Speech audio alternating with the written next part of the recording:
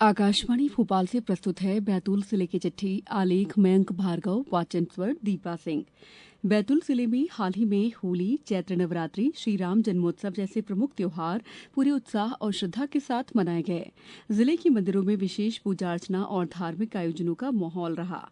आदिवासी बाहुल्य क्षेत्रों में होली के पारंपरिक मेले लगे, जहां स्थानीय जनजातियों ने पारंपरिक वेशभूषा में गीत संगीत और फगुआ के साथ त्योहार मनाया। जिले में कृषि गतिविधियां भी तेजी से संचालित हो रही हैं। कलेक्टर नरेंद्र कुमार सूर्यवंशी की अध्यक्षता में आयोजित समीक्षा बैठक में कृषि, उद्यानिकी और सिंचाई से जुड़े कार्यों की समीक्षा की गई।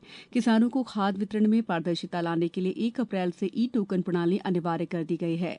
इसके लिए किसानों को जागरूक करने हेतु डिजिटल माध्यमों और स्थानीय स्तर पर प्रशिक्षण की व्यवस्था भी की जा रही है। साथ ही ग्राम स्तर पर किसानों को तकनीकी सहायता उपलब्ध कराने के निर्देश भी दिए गए हैं। रोजगार के क्षेत्र में युवाओं को अवसर प्रदान करने के लिए आईटी बैतूल में जिला स्तरीय रोजगार और अप्रेंटिसशिप मेले का आयोजन किया गया।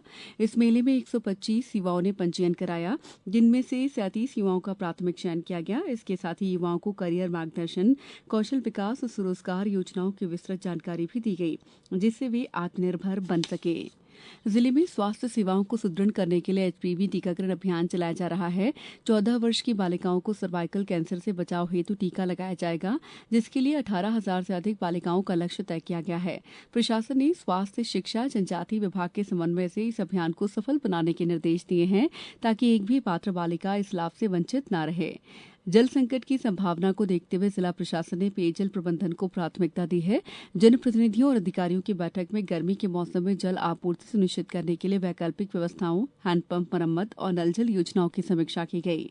साथ ही ग्रामीण क्षेत्रों में जल संरक्षण के लिए जन जागरूकता बढ़ाने पर जोर भी दिया गया। कृषि क्षेत्र में जिले ने बीज और उर्वरकों की पर्याप्त उपलब्धता सुनिश्चित की है। मांग के मुकाबले अधिक मात्रा में बीज उपलब्ध कराए गए हैं। अधिकांश किसानों तक वितरण भी किया जा चुका है। इससे किसानों को समय पर खेती के लिए आवश्यक संसाधन मिल रहे हैं। उत्पादन बढ़ने की उम्मीद भी जताई जा रही है। अंतर्राष्ट्रीय महिला दिवस के अवसर पर जिले में विभिन्न कार्यक्रम आयोजित कर महिलाओं को उनके अधिकारों, शिक्षा और आत्मनिर्भरता के प्रति जागरूक किया गया।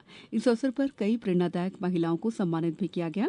इसके साथ ही अस्मिता लीग जैसे खेल आयोजनों के माध्यम से महिलाओं की सहभागिता को बढ़ावा दिया गया, जिससे उनमें आत्मविश्वास और नेतृत्व क्षमता का विकास हो रहा है।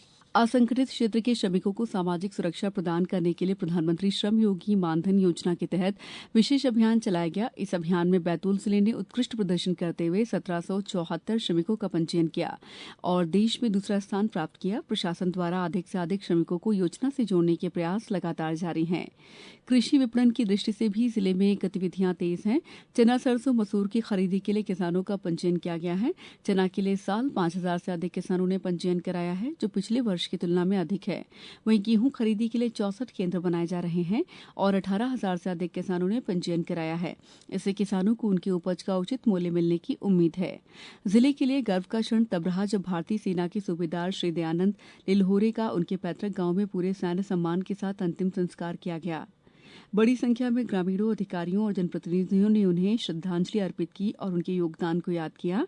सांस्कृतिक गतिविधियों को बढ़ावा देने के लिए 4 से 6 अप्रैल तक घोड़ा डोंगरी और आदिरंग आदि महोत्सव का आयोजन किया जाएगा। इस महोत्सव में जनजातीय संस्कृति, कला और परंपराओं का प्रदर्शन किया जाएगा, जिससे स्थानीय प्रतिभाओं को मंच मिलेगा और पर्यटन को भी बढ़ावा मिलेगा। जिले की चिट्ठी समाप्त हुई।